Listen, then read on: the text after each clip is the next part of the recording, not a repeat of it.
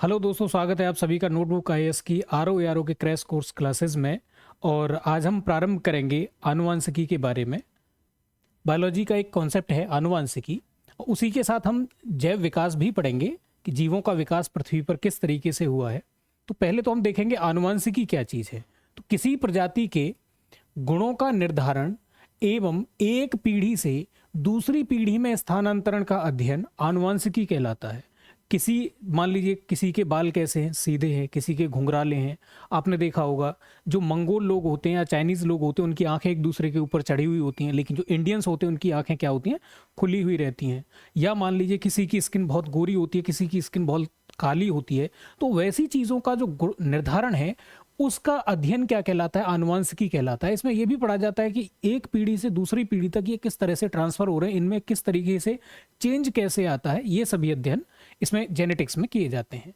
अब मेंडल नाम के एक साइंटिस्ट हैं जिन्होंने सबसे पहले इस चीज़ पर खोज करी थी, मटर के दानों या मटर के पौधों का प्रयोग किया था। तो इसलिए उनको फादर ऑफ जेनेटिक्स भी कहा जाता है, उनको आनुवांशिकी का पितामह या जनक भी कहा जाता है। मटर इसलिए उन्होंने प्रयोग किया था, देखिए उसमें एक वजह थी कि भाई जो मटर है वो क्या है, बहुवर्षीय पौधा नहीं है, वो एक वर्षीय पौधा है, 5-6 महीने में उसकी फसल तैयार हो जाती है। दूसरी बात कि उसमें वैरायटी बहुत सारी अवेलेबल हैं। कुछ हरे मटर होते हैं, पीले मटर होते हैं, कुछ झुर्रीदार मटर होते हैं, गोल होते हैं, कुछ का पौधा छोटा होता है, कुछ का लंबा होता है, कुछ पर नीले फूल आते हैं, कुछ पर सफ़ेद फूल आते हैं। इस तरीके से उसमें कई सारी, कुछ झाड़ी नुमा टाइप का रहता है, थोड़ा सा कुछ बेल नुमा टाइप का रहता है। तो उसमें कई सारी वेराइटीज़ हैं। जिसमें ज़्यादा वेराइटीज़ होंगी और जिसमें एक्सपेरिमेंट जल्दी से जल्दी किया जा सकेगा वैसे ही पौधे का चुनाव किया जाएगा। आगे बढ़ते हैं। तो अब यहाँ पे हम पढ़ते हैं कि ये जो जेनेटिक्स है, ये आखिर इसका नाम जेनेटिक्स क्यों पड़ा, या जेनेटिक्स में जो प्रभावी कारण है जिसकी वजह से गुण एक जगह से दूसरी जगह पे जाते हैं, उस गुण को या उस कारक को क्या कहा जाता है, तो उस कारक को कहा जाता है जीन। तो क्रोमोसोम में डीएनए के छोटे छोटे जो भाग होते हैं और जो क्या करते हैं, आनुवंशिक गुणों को निर्धारित करते हैं, उनको जीन कहा जाता है। जैसे मान लीजिए हम बात कर रहे हैं, तो ये हो गया हमारा क्रोमोसोम। अब क्रोमोसोम क्या है, डीएनए है जो इसको इकट्ठा करके या एक जगह पे लवेड़ करके इसको रखा गया है। इसका एक छोटा सा पार्ट होगा, उसको हम क्या कहेंगे, ये जो छोटा सा पार्ट है ये जीन होगा। तो इस तरीके से बहुत सारे पार्ट होते हैं इसके, ये सभी क्या कहलाते हैं, अलग अलग पार्ट जीन कहलाते हैं। मतलब एक आनुवंशिक गुण बराबर एक जीन, ऐसे आप इसको याद कर सकते हैं। जोहानसन नाम का एक साइंटिस्ट है जिसने सबसे पहले जीन शब्द का प्रयोग किया था। अब हम बात करते हैं कि जो जीन है, या यहाँ पे वर्ड आया डीएनए, इससे पहले भी जब हमने कोशिका पढ़ी थी तो वहां भी दो टर्म आए थे, डीएनए और आरएनए। आरएनए का काम प्रोटीन संश्लेषण का था और डीएनए का काम था कि एक पीढ़ी से दूसरी पीढ़ी में लक्षण कैसे जाएंगे या कौन सी प्रोटीन बनेगी कौन सी नहीं बनेगी, ये निर्देश देने का काम डीएनए किया करता था। तो आज हम डीएनए के बारे में पढ़ेंगे। तो डीएनए की फुल फॉर्म से रिलेटेड भी क्वेश्चन पूछे जाते रहे हैं। डीऑक्सी राइबो न्यूक्लिक अम्ल को डीएनए कहा जाता है। इसमें एडेनिन, गुआनिन, थाइमिन एवं साइटोसिन नामक नाइट्रोजनी क्षार मिले रहते हैं। अब ये हो गया मान लीजिए डीएनए की द्विकुंडलित संरचना। हमने ये भी देखा था कि जो प्रोकैरियोटिक कोशिकाएं होती हैं उनमें इस तरह की द्विकुंडलित नहीं होती, एक कुंडलित संरचना रहती है सिर्फ इस तरीके से। और अगर मान लीजिए यूकैरियोटिक है, विकसित कोशिका है, तो उसमें डीएनए कैसा रहता है, द्विकुंडलित रहता है। अब इसमें आपने देखा होगा इस तरह की एक संरचना बनती है डीएनए की। तो यहां पे क्या रहेगा, एडेनिन से थाइमिन मिलेगा और गुआनिन से साइटोसिन मिलेगा। इस तरीके से इनके अलग अलग कॉम्बिनेशन रहते हैं और ये कॉम्बिनेशन क्या कहलाते हैं, डीएनए कोड्स कहलाते हैं, जिनकी वजह से लक्षणों का निर्धारण होता है। तो इस तरीके से 4 ये नाइट्रोजनी क्षार होते हैं इसमें। आगे हम देखेंगे इसमें यह जीव के आनुवांशिक लक्षणों का निर्धारण करता है या उनका लेखा जोखा होता है। और ये क्या होता है, मुख्य रूप से नाभिक में मिलता है। हमने ये नहीं कहा कि ये सिर्फ नाभिक में मिलता है, हमने कहा मुख्य रूप से नाभिक में मिलता है। इसका मतलब ये नाभिक के अलावा भी मिलता है। 2 ऐसे सेल ऑर्गन है जिनमें ये मिलता है। एक का नाम है माइटोकॉन्ड्रिया जिसका अपना खुद का डीएनए होता है, और एक है प्लास्टिड। अगर हम पादप कोशिका की बात करें तो प्लास्टिड में भी अपना खुद का डीएनए होता है। 1956 में कोनबर्ग नाम के एक साइंटिस्ट हैं जिन्होंने सबसे पहले डीएनए का कृत्रिम संश्लेषण किया था। मतलब इनको आर्टिफिशियली डीएनए इन्होंने बना करके दिखा दिया था। हम बात करें आरएनए की तो राइबो न्यूक्लिक अम्ल इसकी फुल फॉर्म होती है। इसमें थाइमिन, जो हमारा था उसकी जगह पे क्या आ जाता है, यूरेसिल नाइट्रोजनी बेस पाया जाता है, और यह केंद्रक में भी मिलता है, उसके साथ साथ ये राइबोसोम में भी पाया जाता है। अब राइबोसोम का आपको पता है प्रोटीन बनाने का काम करता है, इसका मतलब आरएनए का मेन काम क्या होगा, प्रोटीन संश्लेषण करना। अब अपने अपने काम के आधार पर ये एमआरएनए मैसेंजर डीएनए से मैसेज लेकर के ये डिसाइड करता है कि कौन सा प्रोटीन बनना है, या टीआरएनए ट्रांसफर करने का काम किस अमीनो एसिड को लेकर के आए ताकि प्रॉपर प्रोटीन बन पाए। इस तरीके से इसको अलग अलग उनमें डिवाइड किया जाता है। 1956 में ओकोआ, 1956 में ही तो कोनवर्ग ने किया था, उसके कुछ टाइम बाद ही ओकोआ नाम के एक साइंटिस्ट हैं जिन्होंने क्या किया था, सर्वप्रथम आरएनए का कृत्रिम संश्लेषण करके दिखाया था। आगे हम देखते हैं इसमें मेंडल है, उसके कुछ नियम है। उसने, अभी हमने बात करी थी कि मेंडल को जेनेटिक्स का फादर कहा जाता है, तो उसने कुछ एक्सपेरिमेंट किए थे मटर पे, तो उसके आधार पर उसने कुल 3 नियम दिए थे, तो उन्हीं को हम यहाँ पे पढ़ने वाले हैं। तो मेंडल ने पीढ़ीगत गुणों के अध्ययन हेतु मटर का चयन किया था। ये क्वेश्चन कई बार पूछा भी गया है, वो मैं कारण बता चुका हूँ क्यों उन्होंने किया था ऐसा। और 3 टोटल उन्होंने नियम प्रतिपादित किए थे। पहला उनका जो नियम है वो कहलाता है प्रभाविता का नियम। अब ये प्रभाविता का नियम क्या कहता है कि प्रथम पीढ़ी में केवल प्रभावी गुण ही दिखाई देता है, जबकि जो अप्रभावी गुण होता है उपस्थित तो वो भी रहता है जो दूसरी पीढ़ी में दिखाई देता है। तो पहली पीढ़ी में सिर्फ प्रभावी देगा। देखिए जो गुण बनता है, मान लीजिए एक कोई कॉम्बिनेशन है, ये एक कोई गुण है, अब इसमें क्या रहेगा, एक्स एंड वाई 2 चीजें हैं मान लीजिए, तो ये है प्रभावी और ये है अप्रभावी। इस तरीके से आप इसको ऐसे मान सकते हैं कि अगर हम स्किन कलर की बात करें, या मान लीजिए आई कलर की बात करें, जो हमारी आंखों का कलर होता है, तो इस अगर कलर की बात करें तो ब्लैक कलर होता है वो क्या होता है, प्रभावी होता है।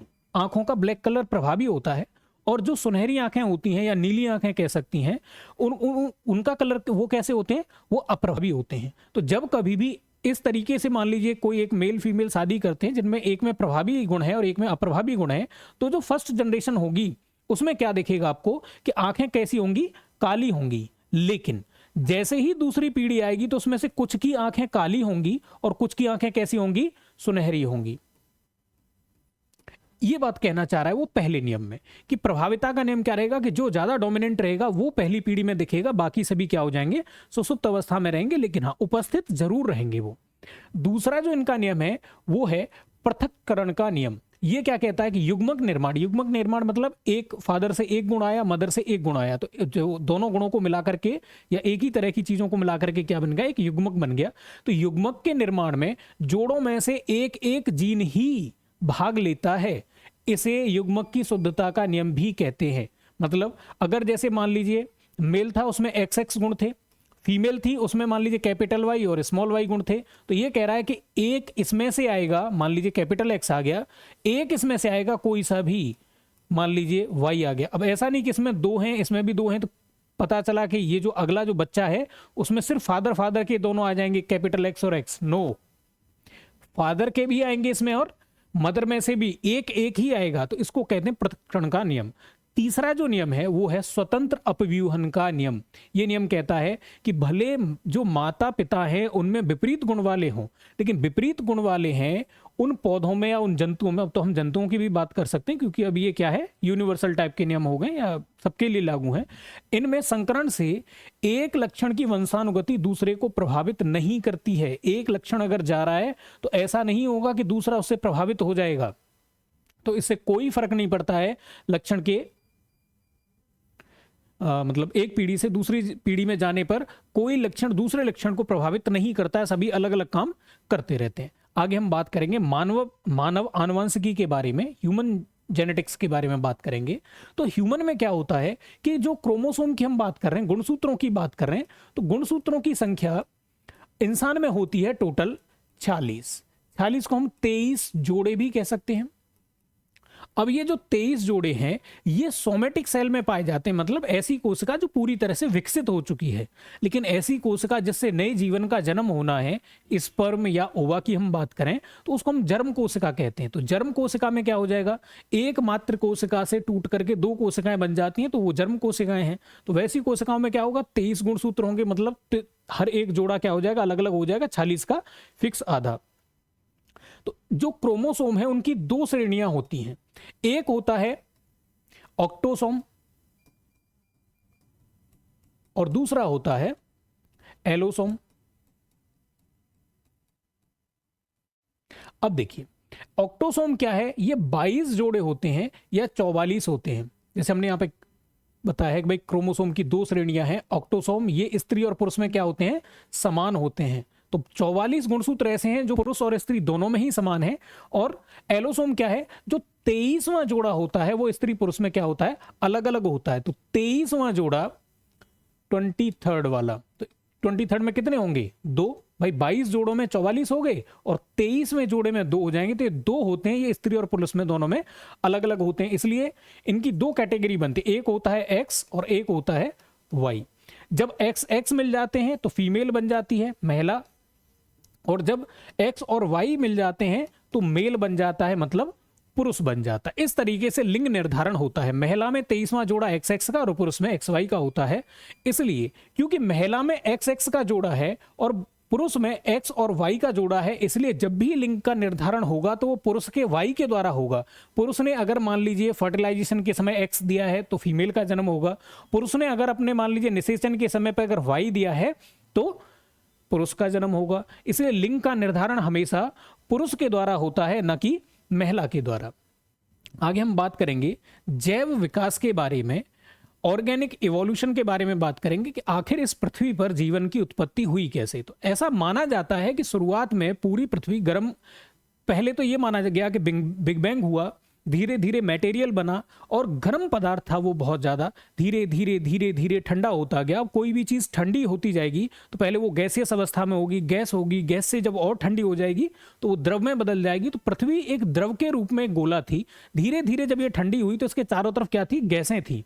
अब वो गैसों के बादल बने, बिजली कड़की, बारिश हुई और धीरे धीरे धीरे करके एनवायरनमेंट में थोड़ा थोड़ा सुधार आया। तो जब बारिश बरस रही थी तो पानी के साथ क्या हुआ कि बहुत सारी चीजें घुल करके नीचे आने लगी। जैसे हम एसिड रेन में पढ़ते हैं कि हम लोग H2SO4 पानी के साथ घुल करके जब SO2 गैस जो होती है हमारे पास, सल्फर डाइऑक्साइड, जब ये पानी के साथ घुल करके आती है तो ये H2SO4 के रूप में आती है। ऐसे ही बहुत सारी हवा में बहुत सारी ऐसी गैसें थी जो पानी के साथ नीचे घुल करके आई और धीरे धीरे धीरे क्रियाओं द्वारा और आपका डिस्चार्ज के द्वारा या बिजली के कड़कने की वजह से धीरे धीरे वो अमीनो अम्लों में परिवर्तित होती गई। इन अमीनो अम्लों में परिवर्तन हुआ और धीरे धीरे एक प्रोकैरियोटिक कोशिका जैसा कुछ बन गया।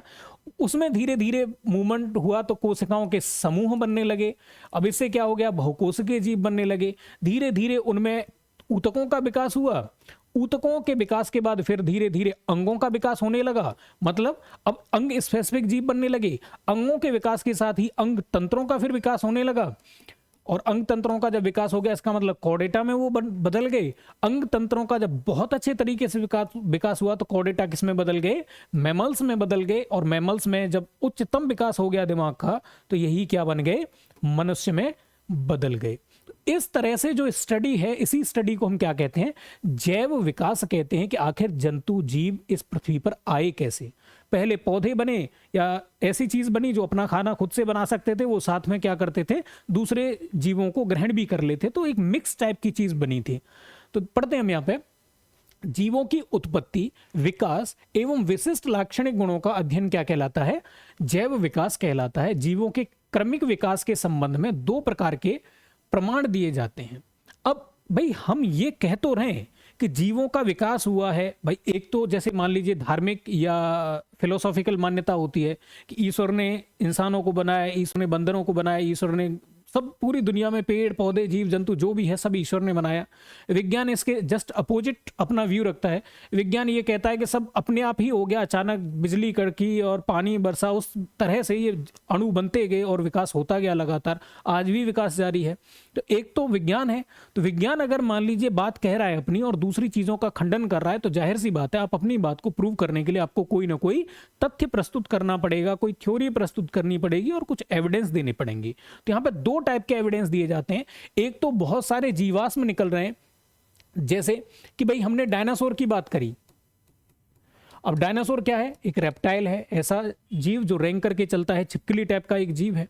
तो डायनासोर की हमको हड्डियां मिली, हमको अंडे मिले, तो हम कह सकते हैं कि इसका मतलब इस दुनिया में कभी ना कभी डायनासोर जैसी कोई चीज जीवित रही होगी। या हमको एक ऑस्ट्रिच नाम से एक पक्षी होता है, सबसे बड़ा पक्षी है जो उड़ नहीं सकता है, उस ऑस्ट्रिच के अंडे हमको महाराष्ट्र से मिले हैं, पत्थर बन चुके हैं, बहुत पुराने हैं किसी जमाने के।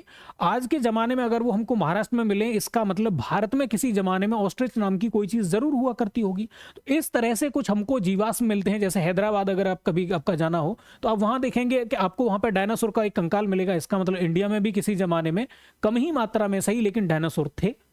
तो इस तरह के जो प्रमाण है वो ये बताते हैं कि इस पृथ्वी पर क्या क्या रहा था पुराने जमाने में, जो आज हमको दिखाई नहीं देता है, आज वो विलुप्त हो चुका है। तो एक तो हमारे पास जीवाश्मों द्वारा प्रमाण है। दूसरे टाइप के जो प्रमाण हैं वो तुलनात्मक अध्ययन के द्वारा प्रमाण दिए जाते हैं। तो दो टाइप के हमारे पास टोटल प्रमाण बनते हैं। तुलनात्मक अध्ययन जैसे हम इस तरीके से करेंगे कि भाई हमने मानव का अध्ययन किया और बंदर का किया, बंदर में और मानव में बहुत सारी चीज कॉमन है, या मान लीजिए हमने चिंपैंजी का किया, गोरिल्ला का किया और मनुष्य का किया, इनमें बहुत सारी समानताएं हैं। जब ज्यादा समानताएं हैं तो उस आधार पर हम ये कह सकते हैं कि भाई इन सब में समानताएं, इसका मतलब इनका कोई ना कोई जो पूर्वज है एक ही रहा होगा, या इन तीनों का ही डेवलपमेंट किसी एक ही पूर्वज से होकर के आया होगा।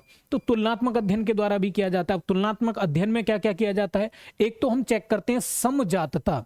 ये क्या है, कुछ ऐसे अंग होते हैं जो दिखने में तो कैसे होते हैं, अलग अलग होते हैं, लेकिन इनकी उत्पत्ति जो होती है वो समान होती है। जैसे चमगादड़ की पंख है, ये कैसी है, दिखने में एकदम अलग, पंख उड़ने का काम कर रहा है। घोड़े के अगले पैर हैं, ये अलग काम कर रहे हैं, ये दौड़ने का काम कर रहे हैं, इनकी संरचना भी आपको अलग दिख रही है। मनुष्य के हाथ की अगर हम बात करें, अगला जो उसका हाथ है, हाथ की बात करें तो इसका अलग काम है, ये पकड़ने का काम करता है।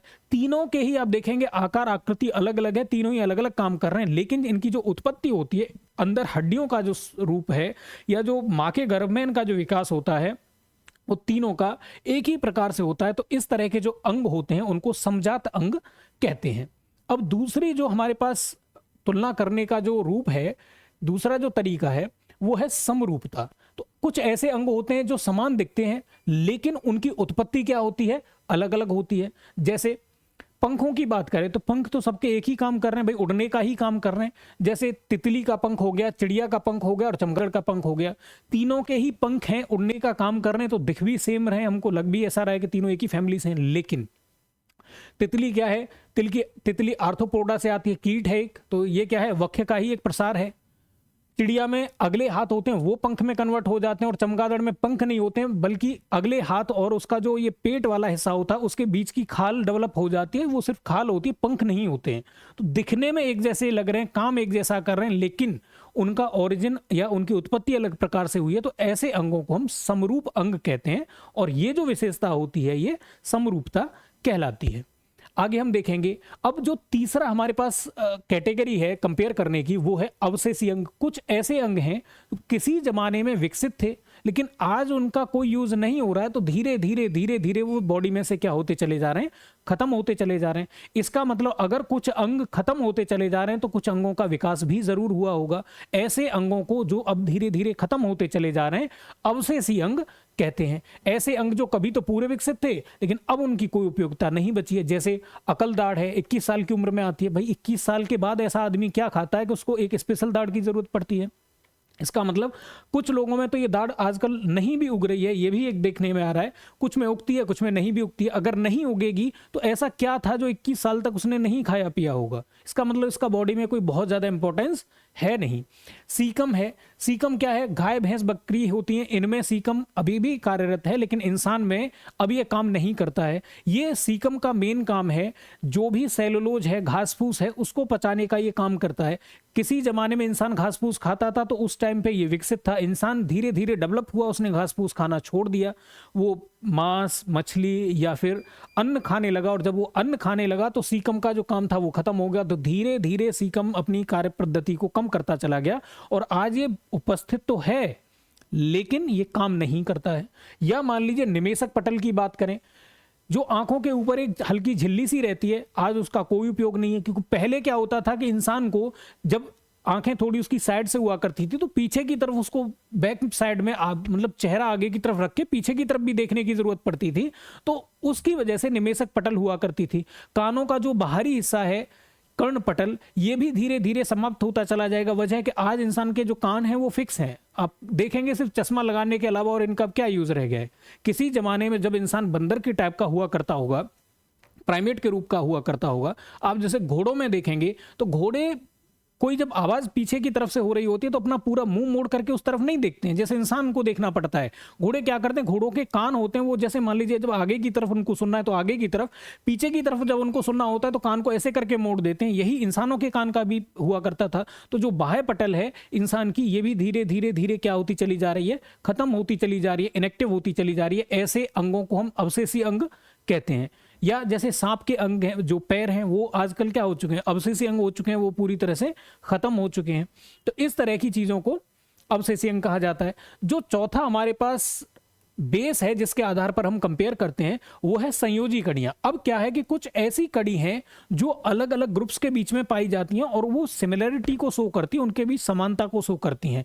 ऐसे लक्षण जो अलग अलग समूहों में उपस्थित होते हैं और इनकी वजह से क्या होता है, ये पता चलता है कि कभी ना कभी ये इन दोनों कड़ियों के बीच का रहा होगा। जैसे हम वायरस की बात करें, विषाणु की बात करें, तो ये जीवित भी होता है और अजीवित भी होता है। जब फेवरेबल कंडीशन होती है, मतलब फेवरेबल कंडीशन का मतलब यहां पे हुआ कि अगर मान लीजिए नमी उपस्थित है वातावरण में और नमी के साथ साथ क्या है, टेम्परेचर भी ठीक ठाक है, तो वैसी कंडीशन में ये एक्टिव हो जाएगा, एक जीवित चीज की तरह काम करने लगेगा। मतलब इसमें से एक जीवाणु से दो जीवाणु बनेंगे, वृद्धि होगी, सब कुछ करेगा, खाएगा पिएगा, सब होगा इसमें।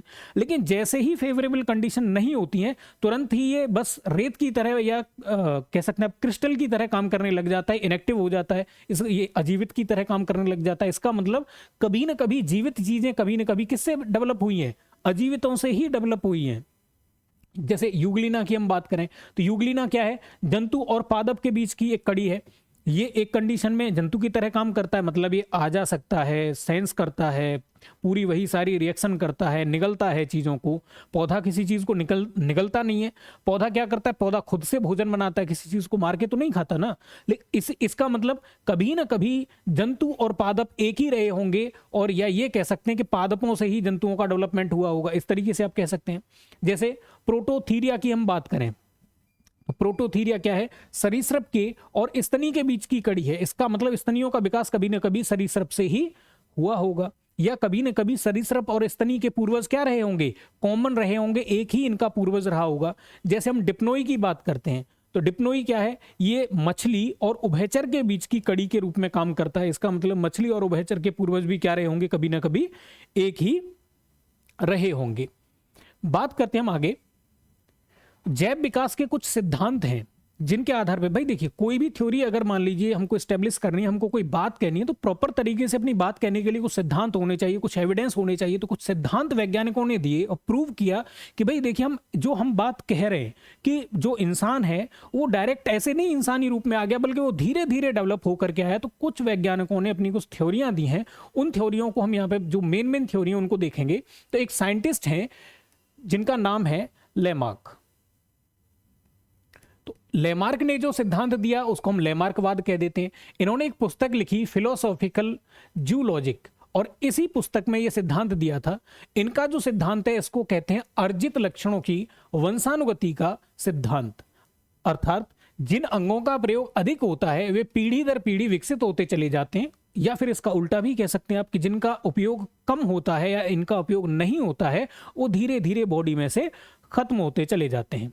इन्होंने ये कहा कि भाई देखिए जिराफ की लंबी गर्दन है, इसका एक एग्जाम्पल दिया, और दूसरा एग्जाम्पल इन्होंने दिया कि सांप के जो पैर हैं वो आज नहीं होते हैं, लेकिन अगर सांप की हड्डियों का स्ट्रक्चर देखें तो उन हड्डियों में आज भी 4 जगह पे वो सॉकेट हैं जिनमें पैर या हाथ फिट हो सकते थे, मतलब वो 4 पैरों वाला कोई चीज थी। तो इसका मतलब आज भी उसमें वो चीजें उपस्थित हैं, लेकिन बाहर पैर आपको नहीं दिखते, क्योंकि सांप रेंग करके चलता था और जो उसको झाड़ियों से भोजन को पकड़ने में पैर उसके बड़ा दिक्कत किया करते थे, शरीर बहुत लंबा था। तो उसने क्या किया, धीरे धीरे पैरों का उपयोग ही करना बंद कर दिया ताकि झाड़ियों में कम फंसे पैर। और जब पैरों का प्रयोग खत्म हो गया, या बिलों में घुसने के लिए जब पैरों का उसने प्रयोग करना बंद कर दिया, तो धीरे धीरे पैर भी क्या हो गए, उसके खत्म होते चले गए।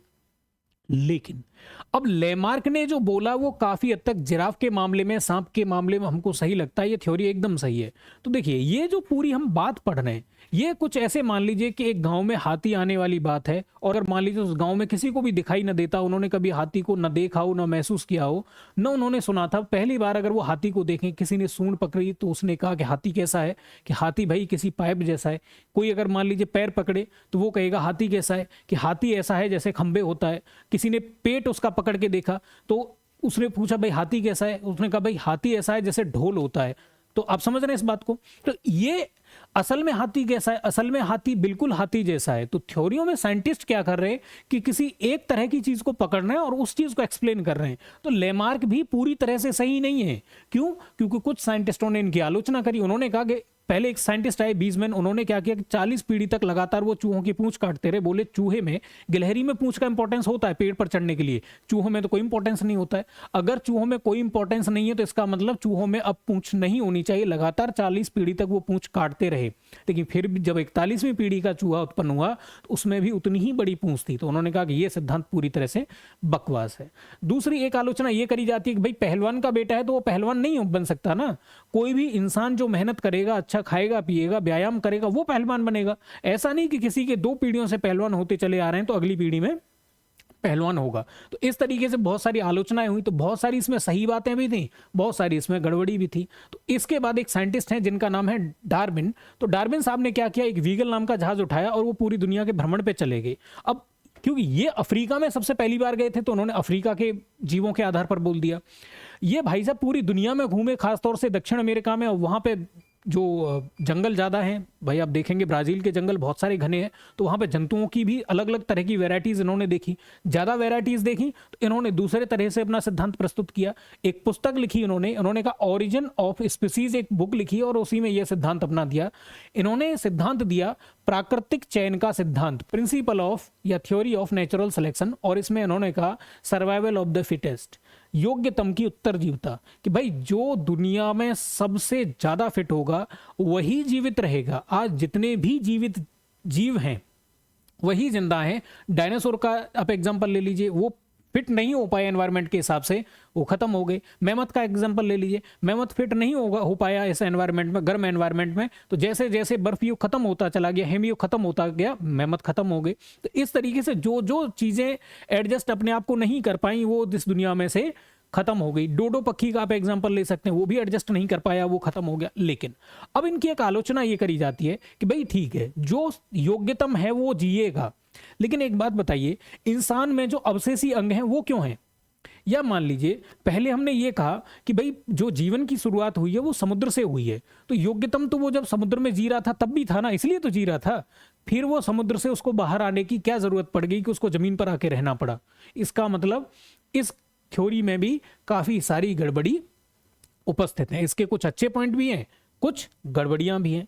अब इसके बाद एक सिद्धांत और है, मुख्य रूप से उसको कहा जाता है उत्परिवर्तनवाद। उत्परिवर्तनवाद या म्यूटेशन, इसके जो प्रोपाउंडर हैं वो हैं ह्यूगो डी ब्रीज नाम के एक साइंटिस्ट। उन्होंने कहा कि भाई देखिए, ये जो दोनों साइंटिस्ट बोल रहे हैं ये कुछ कुछ सही बोल रहे हैं, कुछ कुछ गलत बोल रहे हैं, बट एक्चुअली ऐसा नहीं होता है कि एकदम से कोई नई जाति आ जाती है। वो जाति इसलिए नहीं आती कि आप किसी अंग का ज्यादा प्रयोग करेंगे। भाई इन्होंने एक एग्जाम्पल दिया कि जैसे हम मान लीजिए कि आंखों का ज्यादा इस्तेमाल करते हैं, तो आंखों का ज्यादा इस्तेमाल करने के हिसाब से अगर हम थ्योरी देखें लेमार्क साहब की, तो लेमार्क क्या कह रहे हैं कि जिसका प्रयोग ज्यादा होगा वो ज्यादा डेवलप हो जाएगा। तो आंखों का हम ज्यादा प्रयोग करेंगे तो इसका मतलब हमारी आंखें और ज्यादा डेवलप होती चली जानी चाहिए। लेकिन हमने आंखों के केस में देखा है, हम ज्यादा आंखों का इस्तेमाल करें, अगर हम यूट्यूब ज्यादा देखें या मान लीजिए हम कोई और ऐसा काम करते हैं, लगातार टीवी देखते रहें, तो आंखें क्या हो जाती हैं, कमजोर हो जाती हैं, चश्मा लग जाता है, ना कि ज्यादा डेवलप। तो ये सिद्धांत इन्होंने फेल कर दिया। तो इन्होंने कहा ह्यूगो डी ब्रीज साहब ने कि भाई देखिए, जो विकास होगा वो उत्परिवर्तन की वजह से होगा। बहुत सारे ऐसे कारण हो सकते हैं, बाह्य कारण हो सकते हैं, भौतिक हो सकते हैं, रासायनिक हो सकते हैं, जैविक हो सकते हैं, अंदरूनी कारण हो सकते हैं, बहुत सारे कारण हो सकते हैं। उन कारणों की वजह से कई बार क्या हो जाता है, जीन में अचानक से परिवर्तन आ जाता है। अगर जीन में परिवर्तन आ गया अचानक से, तो इसी को हम कहते हैं उत्परिवर्तन। और जो भी नई जाति का जन्म होगा वो हमेशा उत्परिवर्तन की वजह से होगा, ना तो नेचुरल सिलेक्शन की वजह से होगा और ना ही उसके ज्यादा अंगों के इस्तेमाल करने से होगा। हाँ, ये जो दोनों प्रक्रियाएं हैं ये उत्परिवर्तन में हेल्प जरूर करती हैं, लेकिन अपने आप में ये प्राइम फैक्टर नहीं होती हैं। आज के ज़माने में देखा जाए तो उत्परिवर्तनवाद का जो नियम है इसी पे सबसे ज़्यादा भरोसा किया जाता है। आगे हम बात करें कि भाई अब ये बात तो हो गई, अब मानव का विकास कैसे हुआ। तो मानव के विकास के बारे में डार्विन साहब ने अपनी एक बुक लिखी द डिसेंट ऑफ मैन, और उसमें बताया कि आखिर इंसान का विकास हुआ कैसे। तो भाई पहले मान लीजिए हम कण की बात करें या परमाणु की बात करें, परमाणु से अणु बना, अणु से कण बने, कण से फिर धीरे धीरे क्या बने, न्यूक्लिक अम्ल बने,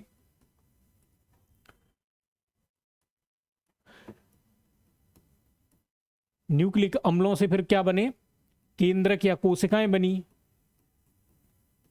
कोशिका से क्या बने, ऊतक बन गए, ऊतक से अंगतंत्र, और इस तरीके से पूरा का पूरा जीव डेवलप हो गया। जीवों में भी फिर हम ऑलरेडी पढ़ चुके हैं, तो जीवों में हम मछली से स्टार्ट करेंगे।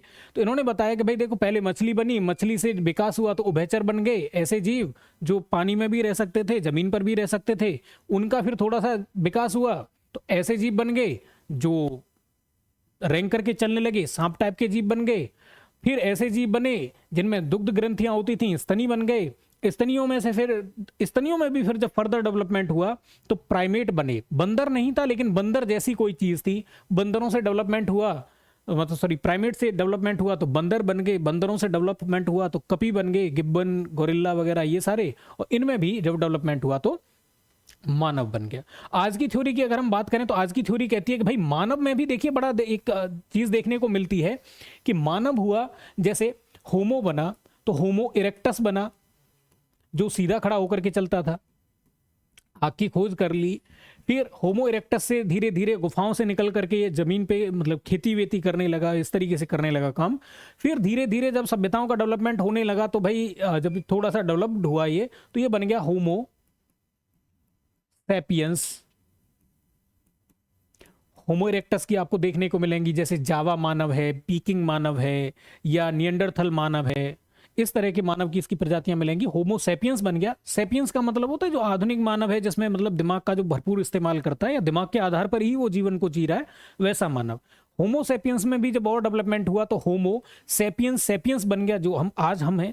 इसमें भी जब और विकास हो जाएगा तो क्या बन जाएगा, होमो फ्यूचरिस्ट बन जाएगा। अब होमो फ्यूचरिस्ट के बारे में ऐसा बताया जाता है कि जो सर है इसका डेवलपमेंट होगा, लेकिन जो क्रेनियल कैविटी हमारा जो पूरा ये कपाल है ये इतना ही विकसित होगा, ये इससे ज़्यादा और चौड़ा नहीं होगा। अब चौड़ा ही नहीं होगी लेकिन अंदर की चीज़ को बढ़ना है तो जाहिर सी बात है वो ऊपर की तरफ बढ़ेगी। ऊपर की तरफ बढ़ने के लिए हमारा जो पूरा सिर है वो कैसा हो जाएगा, वो कुछ इस तरीके से हो जाएगा, गुंबदाकार टाइप का बन जाएगा।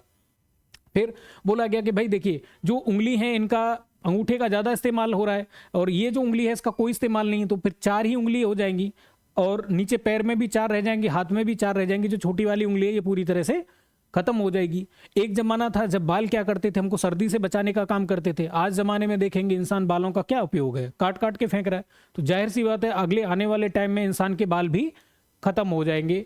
कान भी उसके धीरे धीरे, ये जो कान का ऊपर का पर्दा है ये सब खत्म हो जाएगा। निमेशक पटलें खत्म हो जाएंगी, जो भी अवशेषी अंग हैं ह्यूमन बॉडी में वो धीरे धीरे खत्म हो जाएंगे और एक सुपर डेवलप्ड मानव का विकास होगा जिसको हम क्या कहेंगे, होमो फ्यूचरस कहेंगे। तो आज के वीडियो में इतना ही। अगर आप आईएएस या यूपीएससी, बीपीएससी या यूकेपीएससी से संबंधित या आरओ से संबंधित और भी गहन अध्ययन करना चाहते हैं तो हमारे यूट्यूब को सब्सक्राइब कीजिए। अगर आपको कोई समस्या आती है तो हमारे इन दिए हुए नंबरों पर हमसे संपर्क करें। बहुत बहुत धन्यवाद।